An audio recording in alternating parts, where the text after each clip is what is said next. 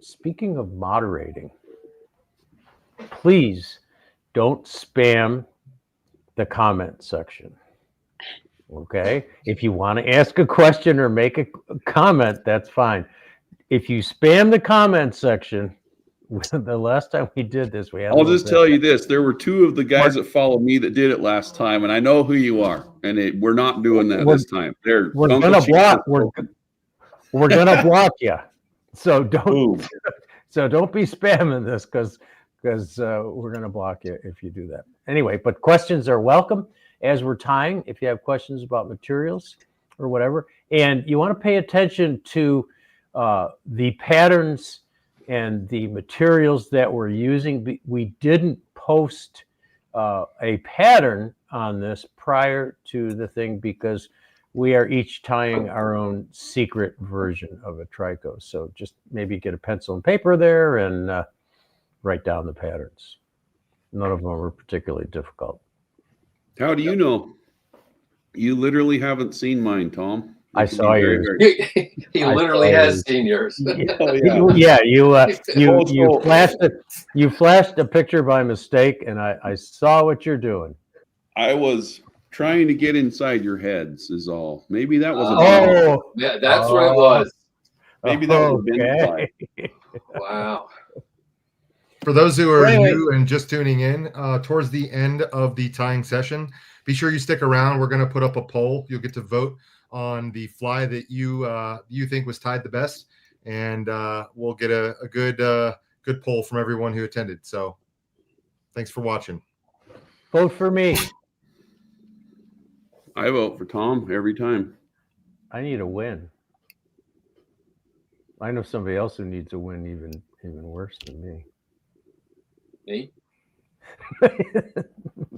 Mr. Flamer. Oh. Whoa. So, who starts?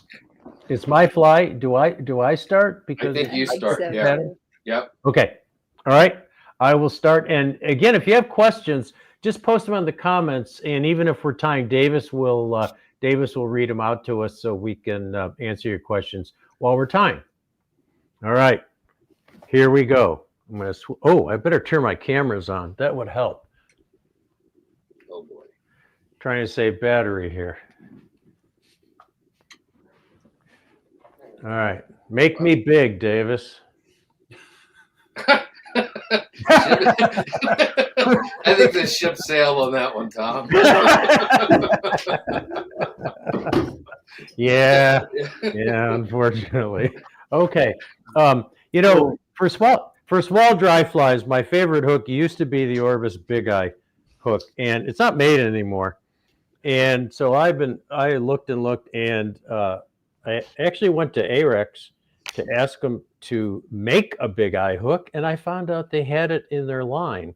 So this is a beautiful little hook. It's called the Dry Fly Mini Barbless, and it's got a ring eye, and it's a big eye. It's barbless.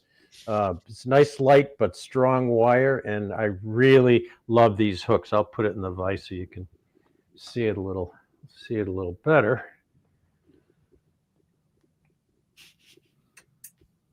If I can get it in the vise, I better put my glasses on. Better put my tying glasses on. There we go. Am I in focus? Looks like it.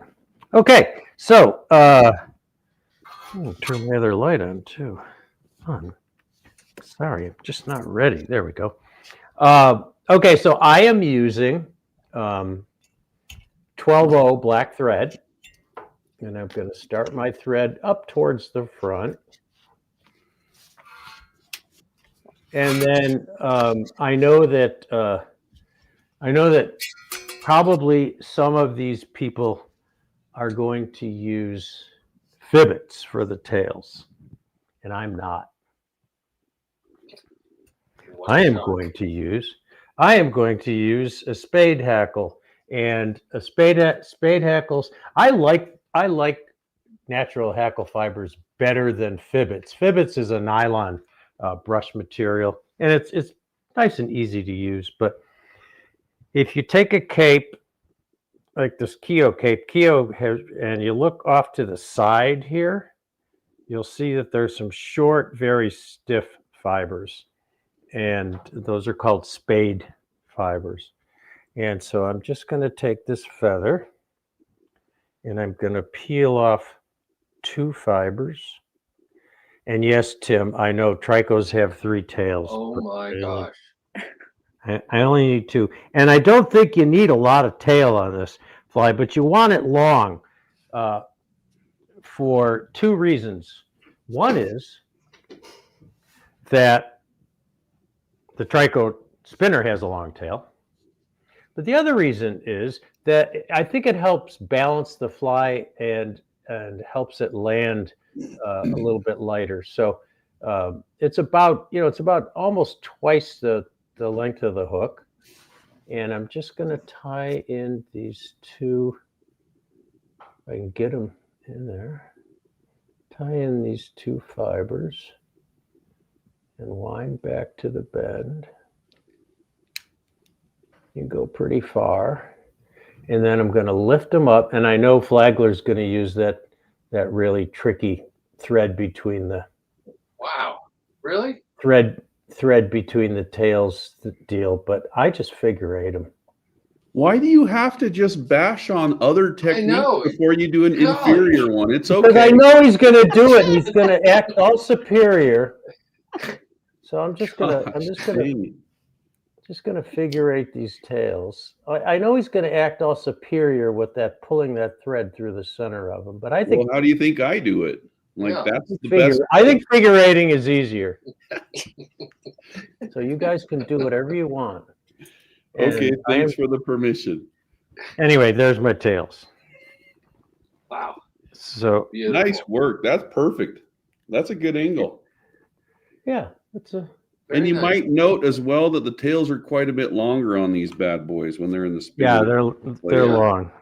And Tom, just a little professional tip: you need to clean your sensor. There's a booger on there. I just noticed it. So after we're done here. That's a camera thing.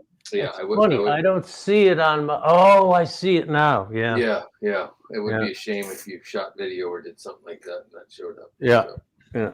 I never shoot video, so I just use a spot remover in Lightroom. To each their own. Yeah, I see that sensor spot though. Yeah. Brigham whispered that in my ear today just now too. He's like, "What's wrong with this lens?" What? There's nothing wrong with that lens. No, that's what I'm saying. All right, who's going next? Cheech, you? I can go next if you want. All right, let's do that. Let's see. We got a real important question here. What's anyone's thoughts on Tenkara? So let's just, really be serious about this answer. Crazy Life. I'll be so serious that I'll change back to my face. I said I wouldn't knock it till I tried it, and I did try it, and it's great to get good presentation. It's impossible to get a fish over 12 inches in, and also, if you hold Tenkara rods with your thumb on top, it will wear out your arm before the day's over because they're like 87 feet long and there's no reel to counterbalance it. So a reel counterbalance is a lot more comfortable to fish with, even though it may be slightly heavier. Anyway, it's a better form to fish in all ways, shapes, and forms with the reel. That's all I'm going to say. Anyway, Tenkara is cool, though, if you like it. Go for it. Wow. That was whirlwind. No, this is exactly what I've had to say to people in the shop. But anyway, no, if you have fun doing Tenkara, in my opinion, keep on doing it. I don't like it, though. Oh, we're all tying on a size 20 hook, Jill. Hey, Tom, do you see how big the eye is on this bad boy? Yeah, what hook is that? Yeah. So Daiichi supplied Orvis with their big eye hook, and it is actually the 1110. Yeah, but you can't get it anymore. Yeah, this was in my shop downstairs with new Daiichi packaging. This is it. This is the big eye. So they're hook. bringing it back. Oh, good. No, it's never gone away. It's just the 1110 Daiichi. That's it. You couldn't buy an 1110 a few months ago, Cheech. I looked all over, so it's just come back on. That is a fair assessment because the Daiichi distribution is kind of kind of iffy right now. Anyway, Yeah. Well, that's bring me great. in, That's folks. great that hook has come back. Yeah. So but I do like the Arex hook. no, but you're right on this. You're exactly right on it. That's exactly the hook I started playing with for mine. So I do have the 1110. You can see it's got maybe the size of eye of a 16 or 14. So that's cool. Yeah. I'm going to start out with 70 denier thread, and I'm going to start it about right here. And I'm going to wrap this all the way back. Ooh, about to right there. And cut this off. I am going to use fibbets for the tail. It looks like this. So, and again, just like Tom, I am only going to use 2 tails. I took those off of there, and I'm going to tie them in about, I don't know, longer than the body. I don't know exactly what the proportions are. You lay them in till they look right. You lay them in until they look right. If they're too short, you can always pull them a little bit, but that's pretty good for what I'm doing here. And I'm just going to flatten my thread by counter wrapping or counter twisting it, and just wrap this all the way up the shank and get rid of those extras. And then I'm going to make sure my thread's super nice and flat and wrap this back down to about right there. And then I'm going to take my thumbnail and split those. And this is the method I like to use to split the tails. I take a piece of thread and I put it through the hook this way. See that? And then I just bring them together, pull both of those through the tails. That's exactly what I do, Tom. I thought you used the tag end of the thread to come through. No. Oh, okay. I just have to remember to cut that piece off. But if you if you put 2 pieces of thread, it's the perfect width to just keep those nice. Yeah, and you can adjust the tension and the splay. Yeah. So I'm just going to do this real quick. I'm going to finish up my body real fast too, because it's just right here. I'm going to take my thread back to the very back. Hey, Tim, you shouldn't have said that. He wouldn't have noticed. I will not apologize for the words that I choose to tie flies. If we can't be mature adults through this, I'll turn this car around. Thank you. All right. If we were mature adults, this wouldn't be any fun. I know. I just hope my wife sees that so she can laugh. All right, so I'm going to take a marker, and I'm just going to color down about, I don't know, an inch or so. Uh-oh. There we go. Brigham just tripped over our camera, and I think we're good. So are we still in focus? Did you guys see that? He punted it all the way to Colorado. Dude, here's a guy that's no bigger than 5'5", but I swear he's got a size 12 foot. Okay, we're good. All right. So did you guys pay Brigham to sabotage me? Hold on. Did you? Okay, not a lot. All right. All right. So we're just going to wrap this forward in spiral wraps forward. And that looks like it's a quill now, but it's really not. So see that bad boy? I'm just going to let it sit right here. And you're up, Tim. All right. Yeah, I did it a little differently, I guess. So kind of the same as Cheech, but I'm going to start off with really thin thread. This is Viva's 16-aught, but same deal. I'm going to leave a real long tag end here. Get that started. Snip the tag end off and put it away in a safe place. Now, I am going to correctly use 3 micro fibbets. I got 3 right there because they do in fact have 3 tails. Oops, what am I doing? I don't know. That was it. Okay. They're just Brigham did that. Using too many tails, you forgot how to use your freaking camera. Well, you have a tool. Do you have a tool to tie in 3 tails? Plunger style hackle pliers, or absolutely. That's what I was holding with. And so I like to pull. That looks like about the right length. Maybe a little shorter than that. right about yay, because they do have wicked long tails. So I'm going to pull up and toward me just so they land right on top. And rather than using my thumbnail, it kind of is the same thing. I take one little wrap under there, and that generally splays them enough. I hope. This is kind of fussy to do.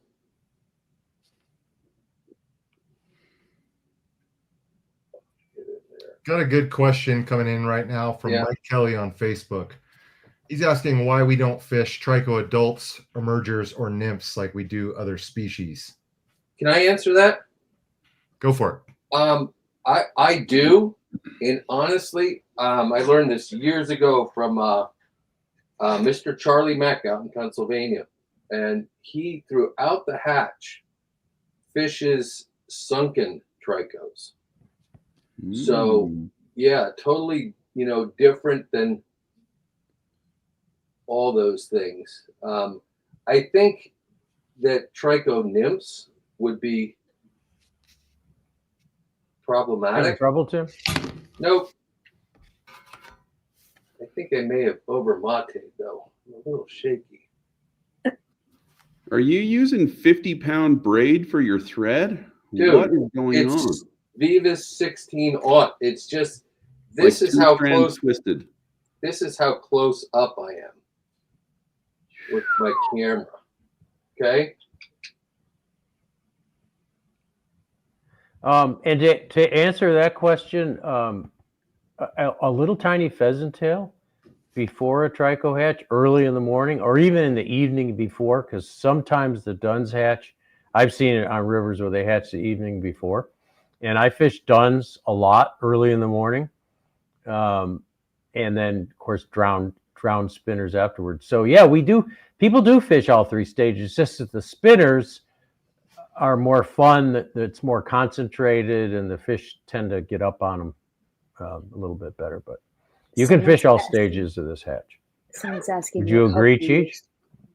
Yeah, I don't fish tricos hardly at all. I think in the summertime we kind of go big bug, big foam, hoppers. But yeah, I mean, I've done it, but it's not one that I'm a regular participant in.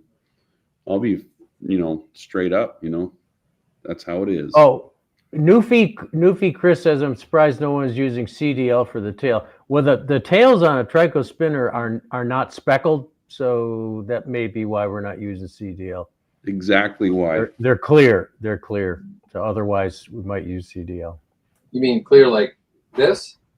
Yeah, like that. Or like mine. And like three of them, though. Or like these. On the naturals.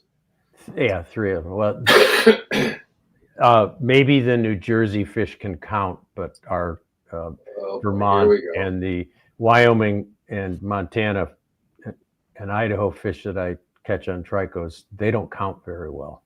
So yeah. Is that close enough for you, Cheech? No, somebody asked about the hook. I am using a Fulling Mill 50/50 dry fly hook, size 20 barbless. I really like that. See how the point comes around just a little bit, that curve? I think that holds on fish just a little better than the kind of the straight barbless point. Tim, I think you're right. I think of the barbless company's dry fly hooks, that's one of the better hooks out there. It seems to be a little more beefy than the others. Yeah. I like them a lot. All right. I think we're all caught up. I'm nice and close. Okay. All done. Oh, somebody asked why not use mono. Well, it doesn't have that. It doesn't have taper that the fibbits and the natural fibers do. You could, I suppose. I don't think it would look as good. No, they're truncated. They're cut off. Yeah. So you're up, Tom, I think. Okay. Somebody asked what the correct pronunciation of fibbits is, and I don't know. Do you guys know? I say fibbits. I've always said fibbits. That's kind of the way it's spelled, but let's just say that's the standard way. There you have three of us. We all agree fibbits. If someone comes and says fibbets, I'm correcting them from now on. And I've heard people add an R in there. 5 Bretts or something like that. Oh, Which, I was thinking fribbits. Fribbits. That's absolutely wrong. That is absolutely That's wrong. like Zoom speak from back in the day. I bet That's like saying- Fribbins. Fribbit. Pine on Okay, a Daiachi. Okay. You'll notice I've got and I'm making this body more complicated than I need to, but I like to make my bodies this way. So, and I think they look good.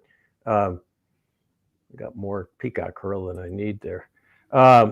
So if you want to make a quill body, the best place for quills is just below the eye. That's where they're widest and strongest. So in case you do use peacock quill, and to get the hurl off there, just take a pencil eraser. Hey, Tom, move that up just a little bit so that we can see it more in frame. There you go. Yeah, sorry. And sometimes I'll wet the eraser a little bit. And you have to be kind of gentle with this.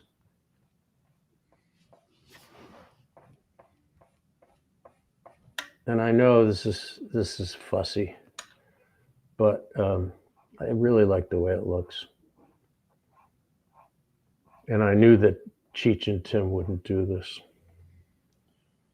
So how did you do this back before pencils were invented? Well, back in my day, before pencils were invented, I used a stone and chisel.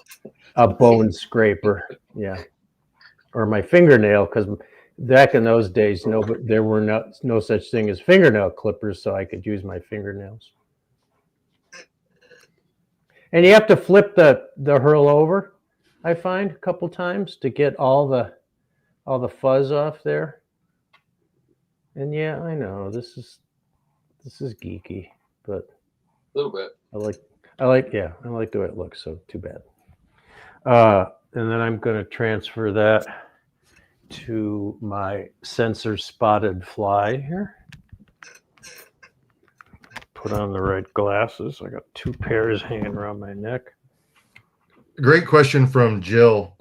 Has come in from YouTube. Do all spinners have black bodies? I've experienced green-bodied tricos too. Is this a male-female thing? The females have a green body, or it's kind of a olivey tan abdomen. Yeah, so the males have a black body, and I don't think the fish select between the males and the females. So yeah, one of the reasons I like this quill is it's kind of halfway between the black of the male and the greenish of the female. And then I forgot. Oh, I want to show you guys something.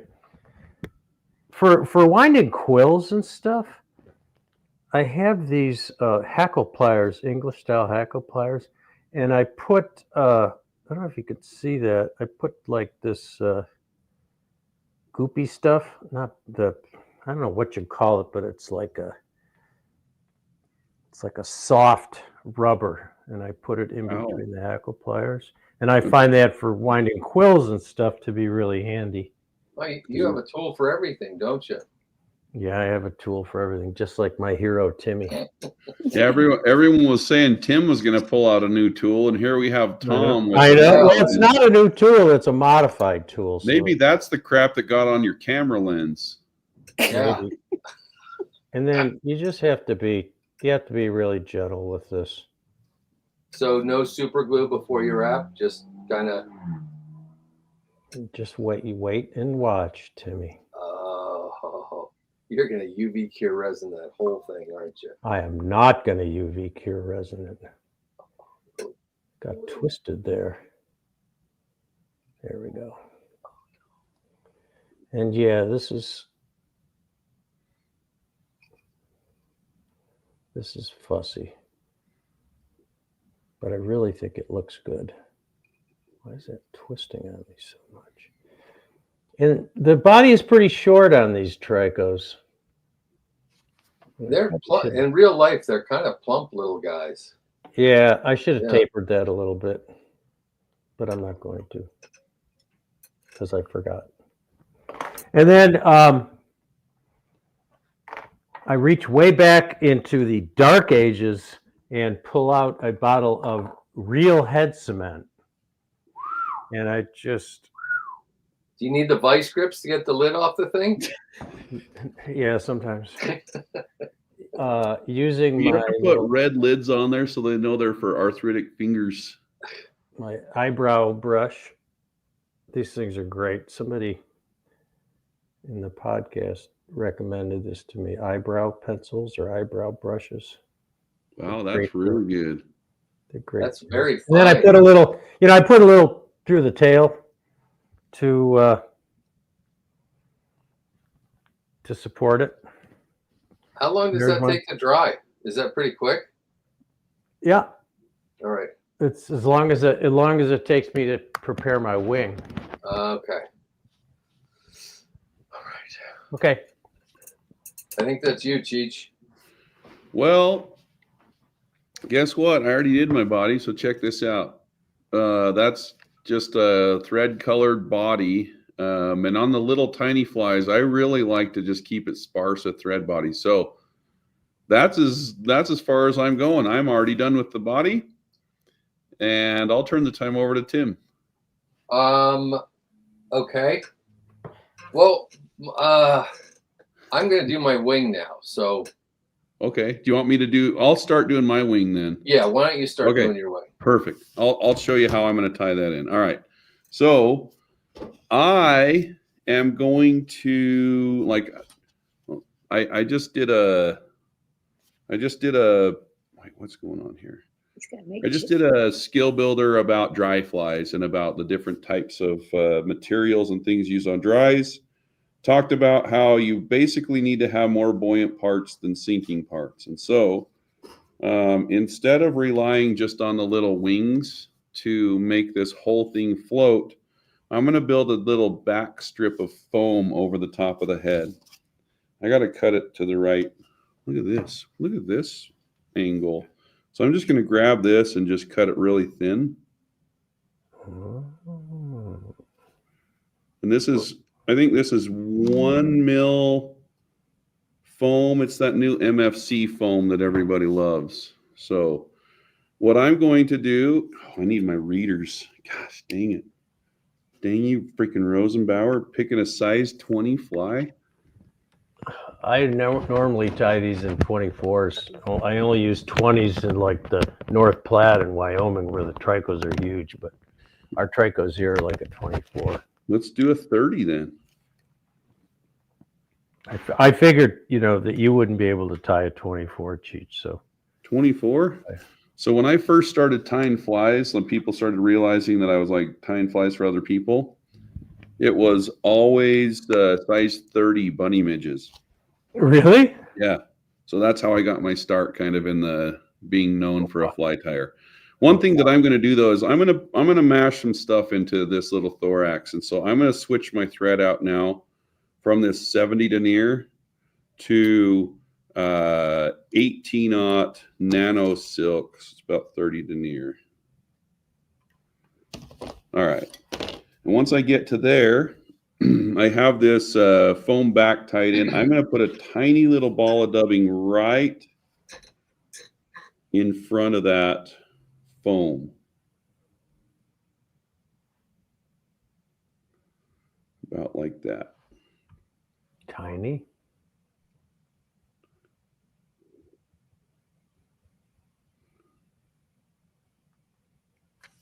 Right there. Okay. That's probably where I'll stop. Okay, let me get my cameras going then.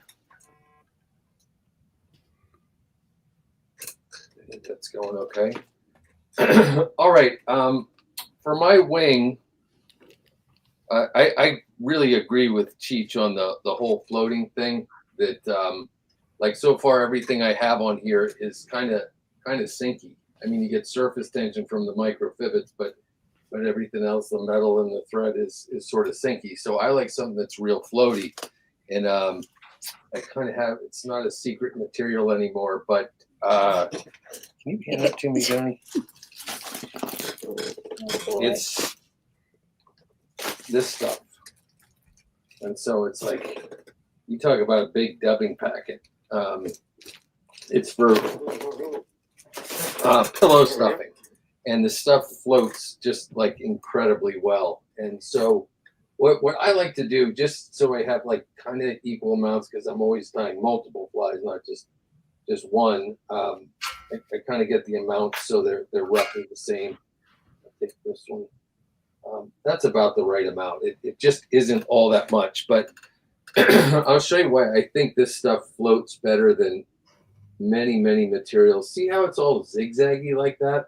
I think that it's not chemical that helps it to float. It's not treated with anything, but I think it may be just the structure of the fibers that's zigzaggy. So I'm gonna, and this is a size 20, guys, so little fussy in terms of getting it cross-wrapped, but and once I have it kind of the way I like it, I'll reinforce it a couple of times like that. Got a couple questions coming in. We've got people of all different skill levels tuning in. There was another question from somebody. It was Crazy Life 99, and this is, Tom, probably a question you've gotten a lot on the podcast. And what's the one fly that is the most consistent year-round for trout? There is not one, as far as I'm concerned, unless you consider a black woolly bugger. If I had to choose one, it'd probably be a black zebra midge. Ooh, good choice, Cheech.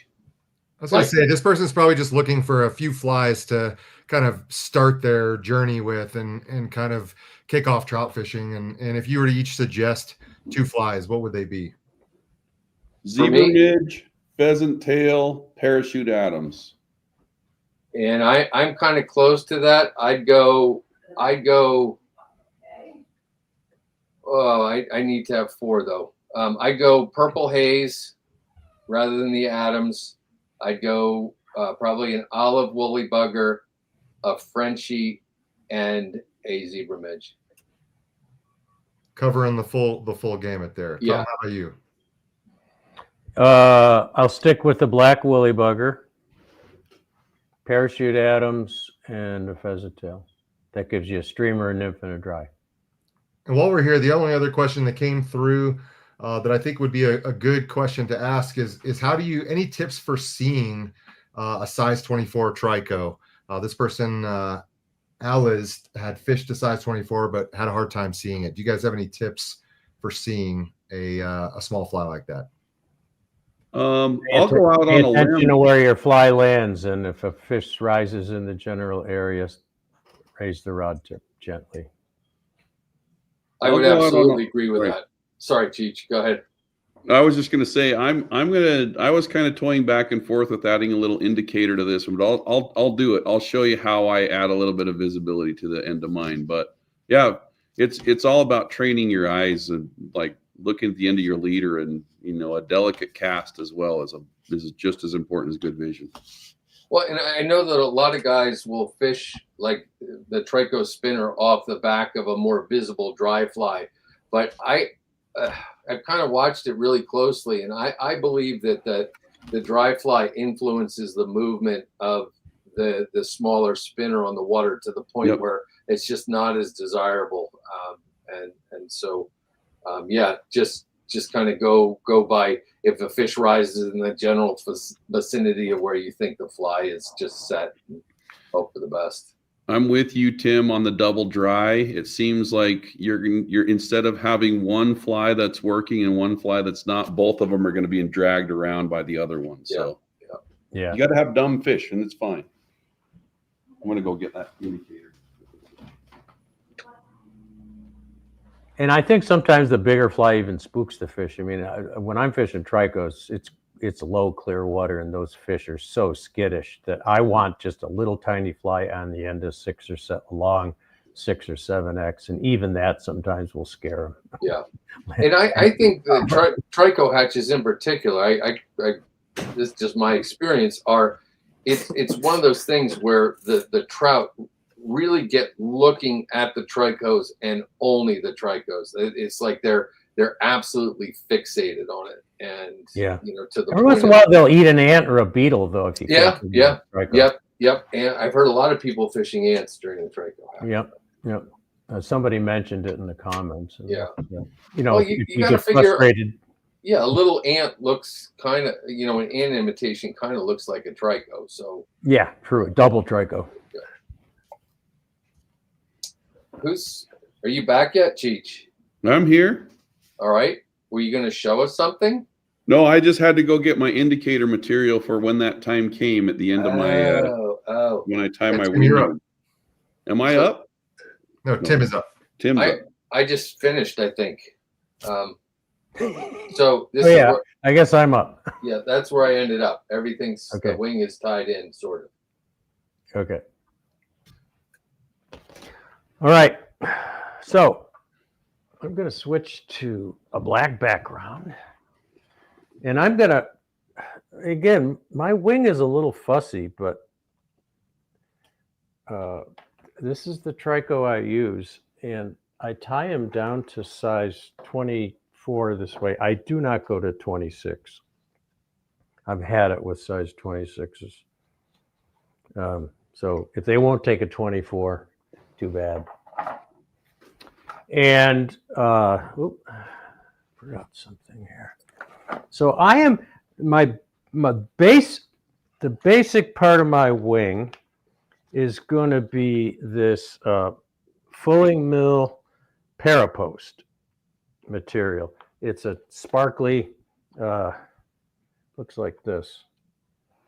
It's not quite as kinky as Tim's stuff, but it still has a little kink to it, so it helps it float. And I'm going to cut a piece off. But not as much as the ultra dry yarn, right? From No, it's Falling Mill. not Yeah. as kinky as the ultra dry yarn. And then I'm going to take about half of that, or even less. I got to get me some of that stuff. Yeah, it's nice. It's probably enough right there. What It's are you hard trying to to do? separate. Grab like 4 of them? No, but I'm just grabbing a bunch. Goodness. Actually, I'm going to use this bunch instead. Okay. So, and I'm going to separate this a little bit. There we go. And then I'm going to take 2 strands of angel hair, and I'm going to lay those on there. That one's got a kink in it. I don't like it. Those both got kinks in them. Got to try to find a couple of them that don't have kinks in them.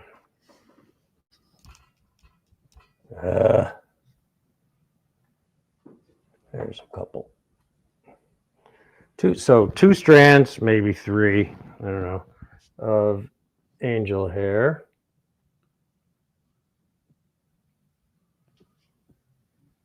My hands are sweaty because I'm so nervous here.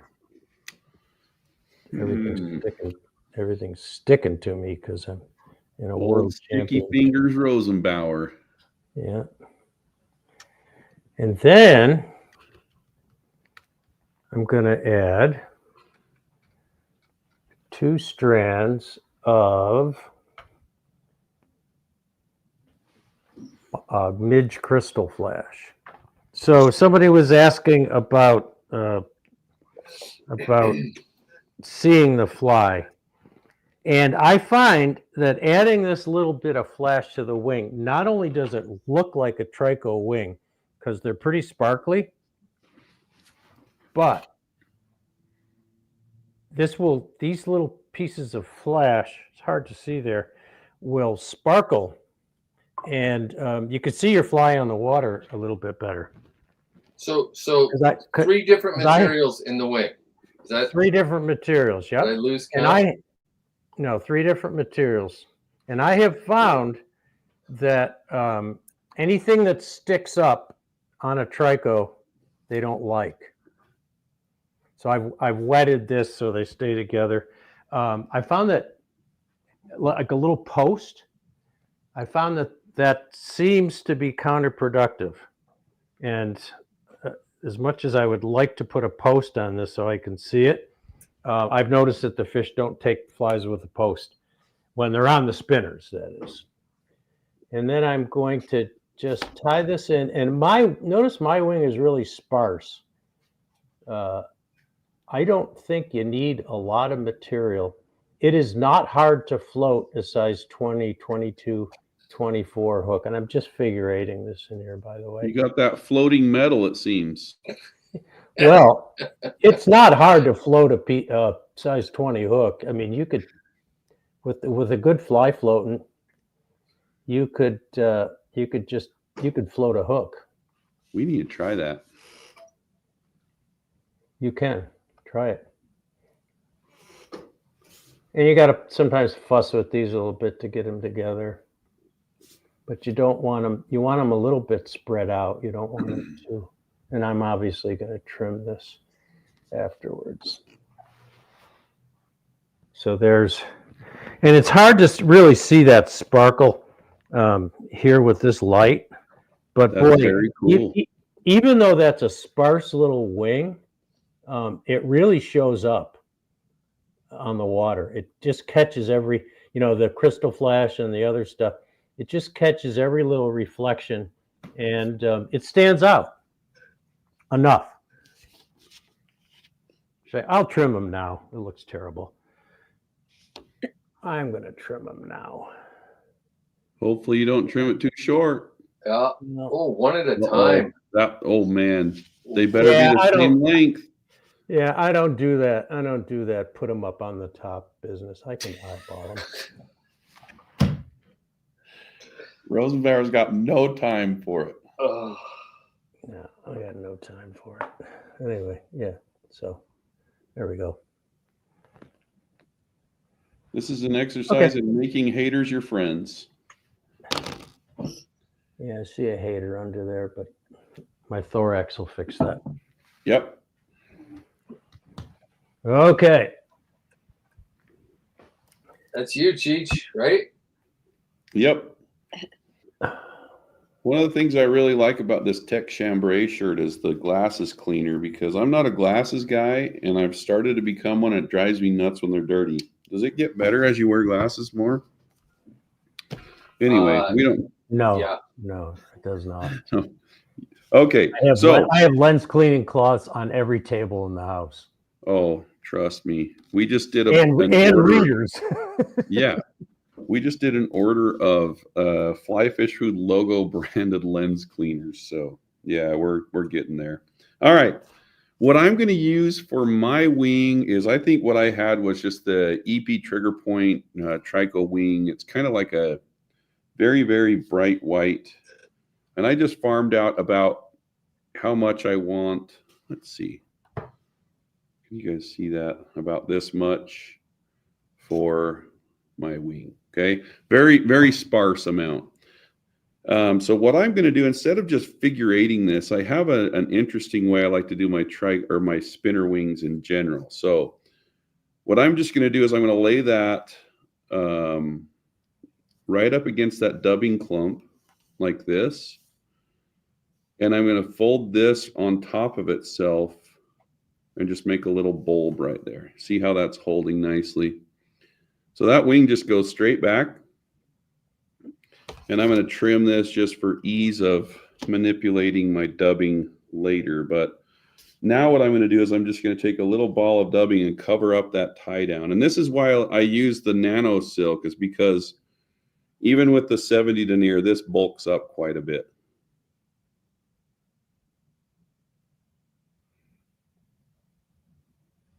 So take my dubbing noodle up, and I'm just going to catch that. And now it just blends right into that back dubbing noodle.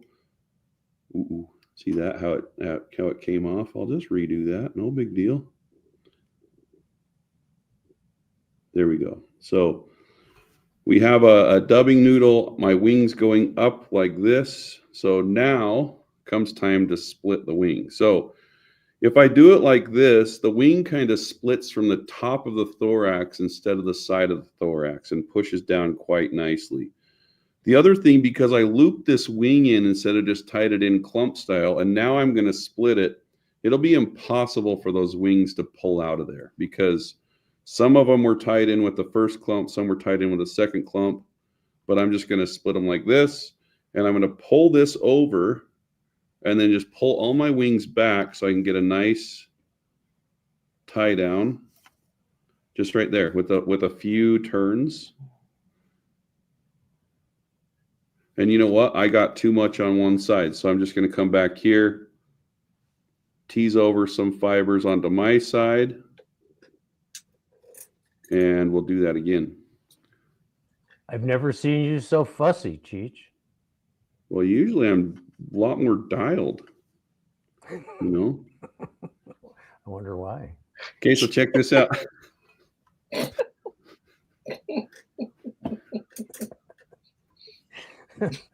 What are you talking about? I don't know. I don't appreciate the bullying. Okay. All right. Okay, so here's what I'm going to do. Unlike Rosenbauer, I'm going to pull mine straight up now, and I'll trim them across about like this. And I'm still very much not done with my fly, so I'll probably just let you guys go, and then I'll do one more thing, or do you want me to finish it? Go ahead and finish it, Cheech. Yeah, finish Okay. it. Okay. Give us a little spin so we can see. There we go. So see It that? looks good. It looks good, Cheech. Very So, nice. and then on the bottom, you have that real nice clean thorax, but Yeah. that's not what a mayfly wing looks like. Oh, sorry, I have a display plate and it just crashed. Wow. So what I'm going to do is I'm going to round these off so they look more like mayfly wings. See, like that. And they're like little dirty mayfly wings, and they're supposed to be a little bit unkempt, like spinner wings hit and they fold up and crush up all the time. Yeah. So spinners and cripples fish a lot the same. So now you can see I have a little sparse wing like that, and you can keep trimming that as much as you want, which I probably will, you know, just for a second, because we're in a contest and stuff. But so now I talked about adding buoyancy to the top and a little indicator. So instead of just cutting this foam tab right here and leaving a tab going over the eye, I'm going to double it up on top of itself and make a little bulb here. It's like a little eye. The fish will never see that, but it makes a little bubble of foam right in front of that fly. Okay. Then I have that piece of foam going straight up, and this is where I can add a little microscopic indicator. And I'll take some Fulling Mill ultra dry yarn, only about 8 strands of it. Okay. I'm going to fold that over my thread.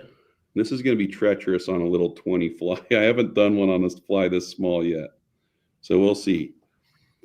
All right, so I'm just going to fold this over my thread like this, and I'm just going to push it down into that little bulbous head right there. Okay. Then I'm going to take my thread forward, catch behind the eye, and I'm going to whip finish that. I'm just going to do 2, and then I'll put some head cement on there, and it will hold. I'm just trying to reduce bulk as much as possible. Trim off my thread. Then we're going to pull this forward, pull this down, and trim it. And then there's your little indicator on top.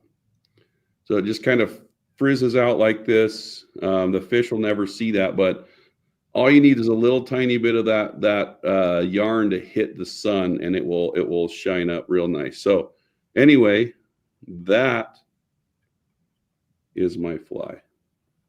And I'm gonna doctor up this indicator a little bit too.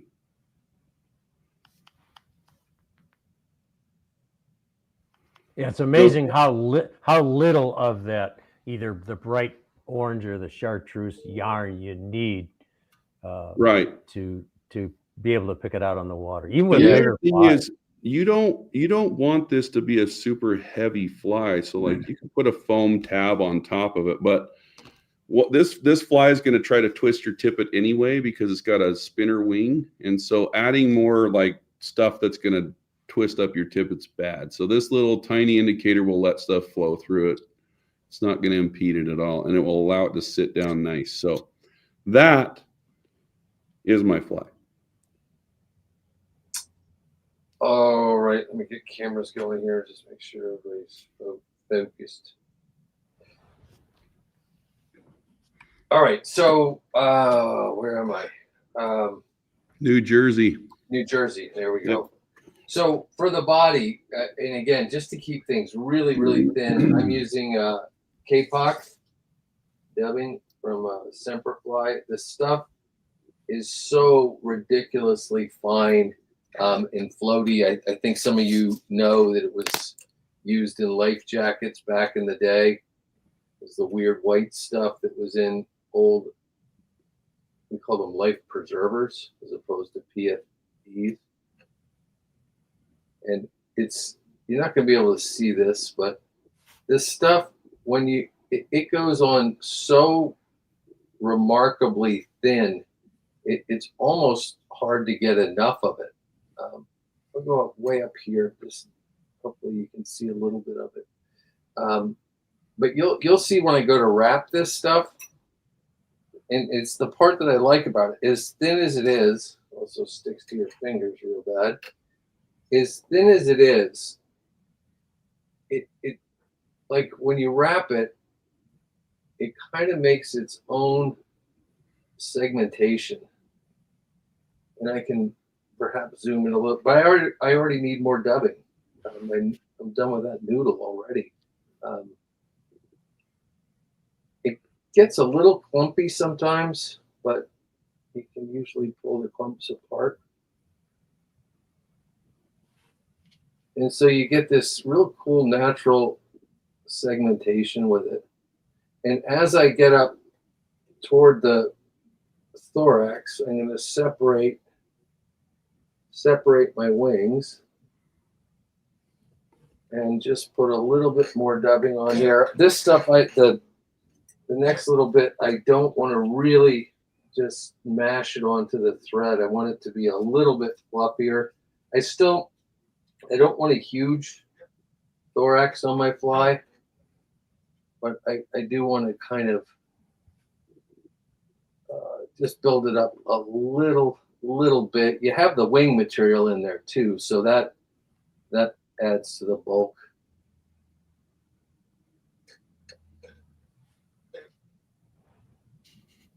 And then I'm just gonna kind of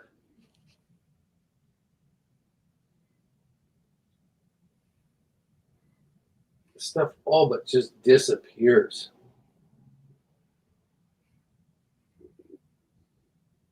And then I can kind of get this up and out of the way and do a little whip finish.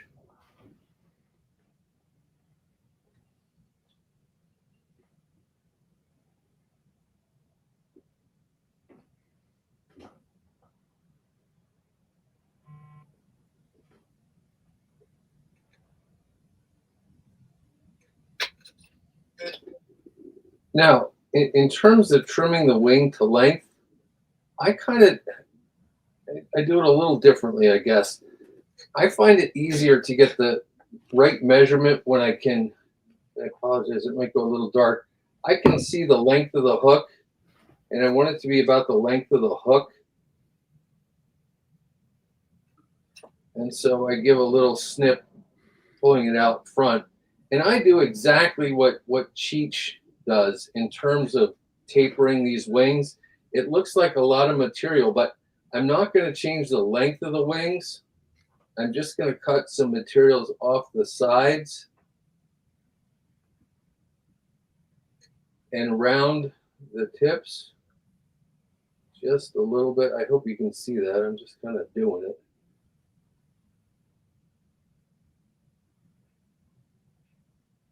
Just to give it a more natural sort of profile when it's sitting on the water surface. And I also want to do the underside. I don't want too much hanging down.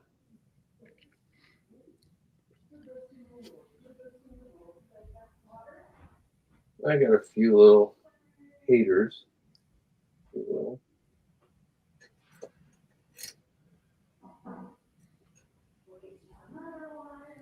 Maybe you could use a cautery tool to trim that. Yeah, I think the cautery tool would be good. But Just really, just Or a lighter, yeah. Let me get the lighter. I'll. You're gonna need your lighter anyways, Tim. Am I now? But nice, clean underside. Good floaty wings. This is what I mean about trimming that underside, though. I don't really want stuff pointing down too much. And we'll leave it at that. But yeah, that's it. And to me, one of the keys is the material. It just floats so well. Yeah. And I'm done. Was your vise in an auto accident? Is that why the head looks so weird like that? This is actually a kind of redone. The Regal, what do they call them? Their midge thinger. Yeah, and I had them trim this part off. Just makes it easier to whip finish on small flies, so your whip finish tool doesn't hit underneath there. So they need to make every single one of those jaws like that. Yeah, I think they're in the process. Yeah, this is a kind of a prototype. Sick. Yeah, works great. All right, Tom, finish it off. Okay, you guys are gonna think I'm crazy, but I'm gonna use Of course, I'm gonna use this Fulling Mill micro flash for my Thorax, and it's not the easiest stuff to dub, but I find that the Thorax on a Trico is quite sparkly as well. It's iridescent, so I'm going to use some of this kind of greenish black. I know, Tim. I know you're chuckling. And I do not have a dispenser. Tom's new nickname should be Sparkle. Because Nick sent me one.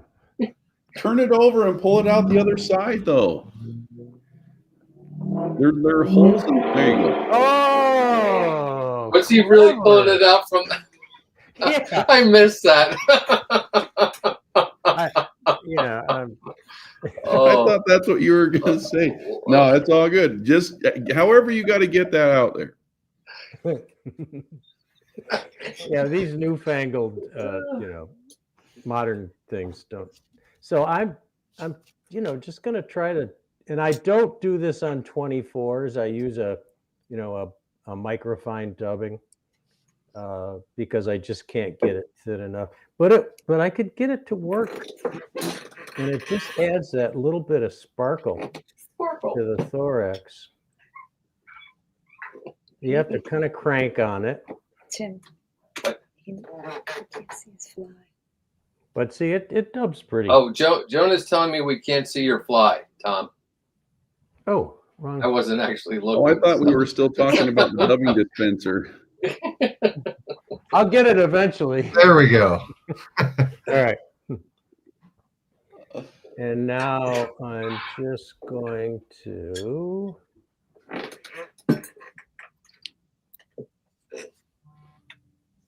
figure eight this.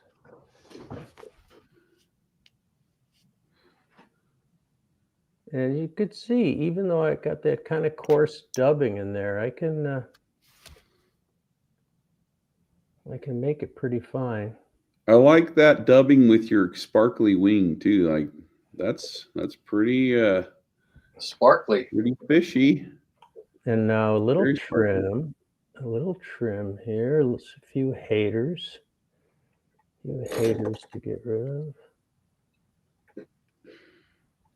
Don't cut your tail, Tom. And then I do need to taper these wings a little bit.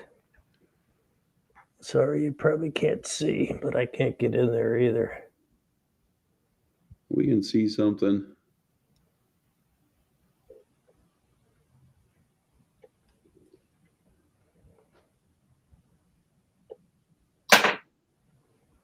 Is that your thread? Oh, no. You got me once. You're not going to get me again, Flagler. Damn this internet delay. And then I get a better whip finish.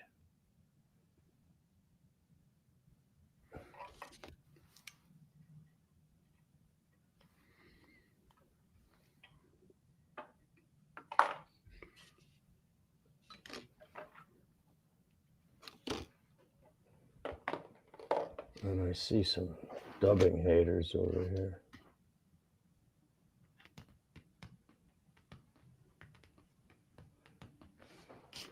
Yeah, I'm going to leave them. Anyway, I'll back up and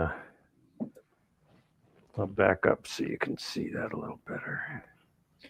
All right, we had a question that we skipped over that I wanted to bring up. Terrace is consistently breaking materials while trying, despite to make an effort to be more careful. Does this smell like cheap material or technique? Could be a little bit of both, in my opinion. If your materials are super old, they can get brittle. If you're breaking your thread, most of the time it's an old, crappy bobbin. Yeah. Yeah, that can. I wrap with, like, when people watch me, it's a little hard to tell on video. I wrap with a ton of thread tension, like I think way more than most people, and it's remarkable how much you can actually put on good thread to lock materials down. So yeah, check your bobbin. The bobbin nozzle could have a little nick in it or something like that. Yeah, sometimes a little insert kind of slips out of there, and that's a easy way to break. Yeah.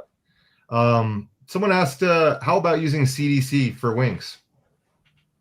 A lot of people do. Yeah. A lot of Trico patterns have CDC, and it looks good. It's just that you really have to kind of doctor the stuff and dry it out quite a bit. That's been my experience anyway. And you know, it doesn't have the same. It doesn't have the same sparkle. I mean, as a spinner of a Trico wing. I think also with CDC, you need to keep it so sparse that it's really easy to get it kind of nuked down with water. So that's one thing. But you can do a CDC. It's a little bit tougher. Yeah. Pain in the butt, but you can do it. You can use almost any. You mean some people. I used to use wound hackle, just a light blue dun hackle, and trim it top and bottom. I've seen an old fella from New Jersey use pillow stuffing for it. Yeah, that's good stuff. I've heard. Yeah. Pillow stuffing? Pillow stuffing. Oh, well, and like I don't know, he's a Lehigh guy. What was his name? Al. Oh, shit. Freaking Al. But there's he's the guy that invented Al's rat. There's also Al's Trico. What? Al Rit? No, it's not Rit. Al. Anyway, he just does it, just dubbing. Just a little dubbing ball and hackle. That's it for his Trico. And no tails, no abdomen. It's just kind of a ball of dubbing with hackle. It's the 80-20 rule. It's 20% the fly, 80% angling skill. All right. Well, we're here at the end. I'm going to put up the poll here in just a second, and everyone go to the link in the chat. And if you're watching from the Tightline Productions page, they'll drop the link in there. If you're watching on Fly Fish Food, the link will get dropped in there as well. So vote from wherever you're watching, and we'll have the results here in just a little bit. Go ahead and put up your flies on the screen. Oh, the spin, right? Well, the big spin. The big spin. How's it? Oh, we can be way zoomed in then. Right?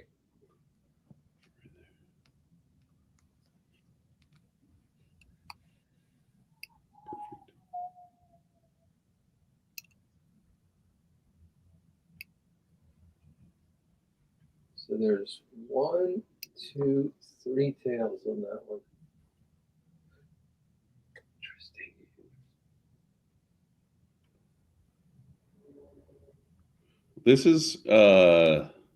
This is always stressful. It is. Yes. Very stressful. I gotta say, guys, I like the look of all of them, but they are pretty remarkably different. You know, Yeah. For a size 20 to have that much variability is pretty remarkable. Yeah, especially when you really are talking a fly that really only needs, you know, a tail, a body, and a little tuft of something to keep it afloat. Yeah.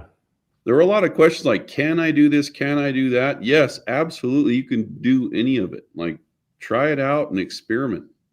Yeah, it's remarkable to me that when people kind of ask permission to do it, you know what I mean?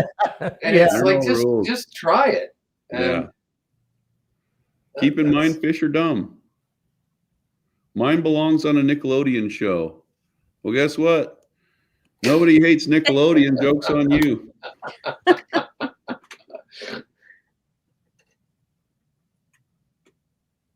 Can trout count tails? Yes. Yes, they can. We covered that right at the first. Only in New Jersey, though. Yeah. Yeah, in Jersey.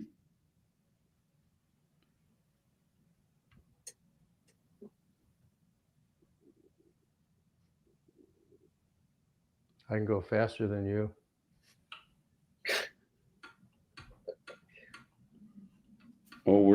Dang it. For anyone who has missed any of the previous tie-offs, we had a couple questions come in.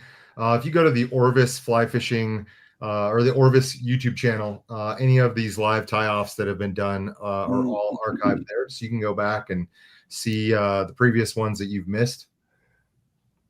They're in a playlist called Tying with Tom.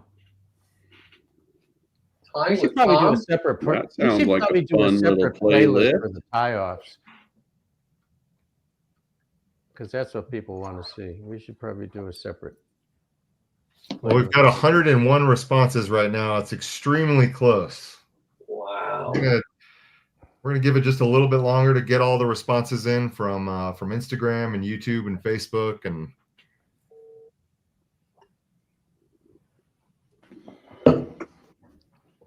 I'm leaving it there. That's my best side.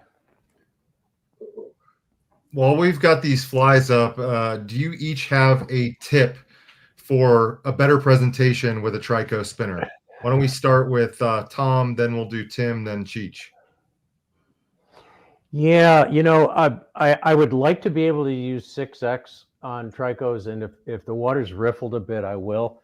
But 7X lands so much lighter, and 7X fluorocarbon, I've found that new Scientific Angler's really expensive fluorocarbon is incredibly strong in 7X, and I've noticed a huge difference in not spooking fish by using 7X, just because it lands so soft, and I think that that's one of my tips, and to get directly below the fish if you can, and just put the 6 inches of tippet and the fly over its head.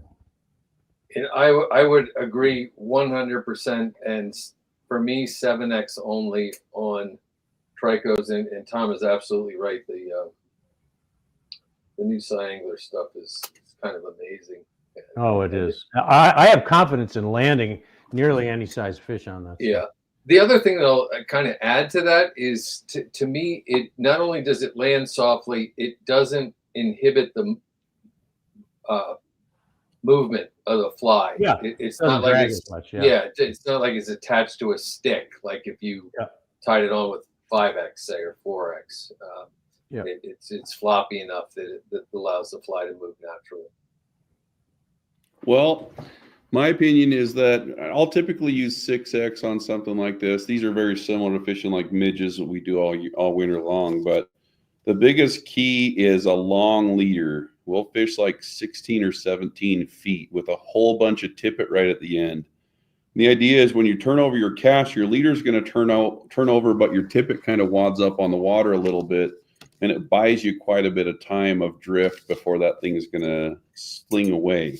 I learned that from Lance, who learned it from like some guys on the Spanish team. But anyway, we've started doing that and just really long leader, and then just work on your aerial mends. If anytime your fly hits the water and you have to mend your line with your fly on the water, you're kind of screwing yourself. So learn how to do aerial mends or position yourself so that you can get the fish to eat it. The end. Ethan has a question. I'm new to fly tying and just caught my first trout on a fly. I tied. Any tips for a beginner? Thread tension, Ethan. Pay attention to thread tension, when you need to tighten down, when you need to have a little softer thread tension. Makes it. Can I add to that, Tom? For me, absolutely. One of the biggest tips I ever got is from one of my tying mentors, Les Shannon, who's right in the town that I live in. He said to concentrate on keeping even thread tension all the way around. We all have the tendency to kind of lob our bobbin over top of the fly. He said that the more even pressure all the way around as you wrap, he goes, you'll instantly be able to realize your flies are just cleaner, they're more durable, and to me it was one of the biggest tying tips I ever got. I would say go to the Fly Fish Food channel, look up our series called Skill Builders. We have them all sequential, but we break down techniques and we rank them 1 to 5. So if you're brand new, just start with all the ones. Yeah, those are great. I just threw a link to a video that's on the Orvis YouTube channel with the amazing casting instructor, Pete Kutzer. You could watch that video as well. Pete's the man, and he let me throw the white rod. That's about the aerial mend. That's a question about the aerial mend. Aerial mend, yeah. The reach cast, yeah, great. You got to throw the white rod. Yeah, dude. Oh, man. Dude, me and Pete are about the same size, except I'm a little smaller than him. And I asked him if I could cast it one day, and he said, freaking A, go ahead and take it. So that's my claim to fame. Nice. You broke it. All right. Well, I'm going to go ahead and share the results here on the screen. Uh-oh. Nerve-wracking. This is freaking nerve-wracking. You're going to show us. Like pie chart form, Davis, or what? How are we going to? Oh, it is a pie chart. Wow, that's freaking close. Wow. So Tim Flagler has taken the win here with 38.3% of the vote. Oh my gosh. Wow. Then Tom with 31.9 and Cheech 29.8% of the vote. I would say that all three are phenomenally well tied, great patterns. I'd have all three in my box. I would agree.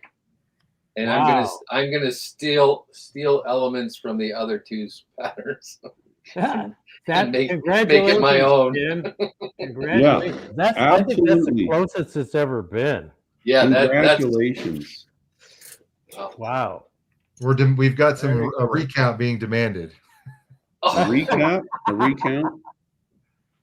All right, gotta go. It's time to call it a day. 412. We all know what's going on there with those politics in Jersey. All right, he doesn't want any of that stuff. Goodness gracious! But I guess I could do this. What? Where's my Brigham? Did you already black me out? Oh, he turned off my camera. I don't have power to the other one. Brigham. Here are my hands. Well, put your face down in front of that camera. Just lay down on the table. Well, you got the fly back. Oh, that's scary. That's that is terrifying right there. Hi, guys. Yeah. We're just getting another camera in, or getting another battery in. Well, thanks everyone for tuning in and watching. Jeff, there's one question Jeff asked, is anyone seeing duns? And I assume he's saying duns of the Tricos. And yeah, you see them, but you see them either very early in the morning, Jeff, like at first light, or you see them sometimes the evening before. I know on the Denver South Platte in the Dream Stream, we used to fish Trico duns in the evening. They would always come off in the evening. And I think I see them here sometimes too. So low light period. So either early morning or just before dark is when you typically see the duns.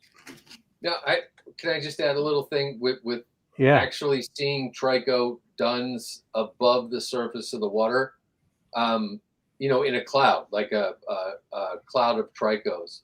To me, one of the ways to recognize them as Tricos, as opposed to something else, say a blue quill, is that to me, Tricos bounce almost straight up and down in the cloud. And for like blue quills, they do like a zigzag, more of a zigzag thing. That's a spinner though, right? That's yeah. Sorry, as spinners. and then when you see that cloud kind of get closer to the water, and you see the ones actually dropping out of the cloud, that's the time to fish the spinners. But as Tom said, that's usually very, very early in the morning for the duns. Yeah. For the duns, but also for the. I mean, we're like, my son was shooting the other day at like 6:15 in the morning. I think he got us the spinners falling. Well, I learned something years ago, and it's held up. The spinners fall when the air temperature reaches 68 degrees. Oh, interesting. I even sit in my house and wait till it gets to be about 65 and then run down to the river because the river's in my backyard. So when air temp hits 68, and if it doesn't go down to 68 the night before, they don't fall. They won't fall. And sometimes you see tricos at spinners at noon. It's on a really cold day. Yeah, I would see if you agree with that, because it's always worked for me. I would swear I saw him out on the Kootenai River this year with the Linehans, and like 10 o'clock in the morning, and even the guides were like, "Yeah, we really don't have tricos here," and but they throw chubbies and Duracells. Yeah, that's summertime. We don't do that crap here. You throw 3X, a chubby, and a Duracell, and you freaking chill out on your boat. Yeah. So you fished there before, have you, Cheech? Well, a little bit. We have a shop up north, up there in the Idaho. Gotcha. Anyway. Yeah. So tricos are fun. Thank you, everyone, for tuning in today. We really appreciate your questions and your comments and your voting. And we don't know when the next tie-off is. We will let you know on social media. As soon as we come up with a date, we'll let you know. And thanks for watching. And thank you, guys. See you next month sometime.